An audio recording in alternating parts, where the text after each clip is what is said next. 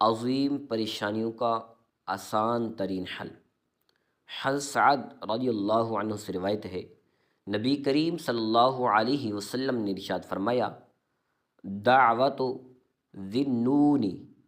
اذا دعا وهو فی بطن الحوت لا الہ الا انت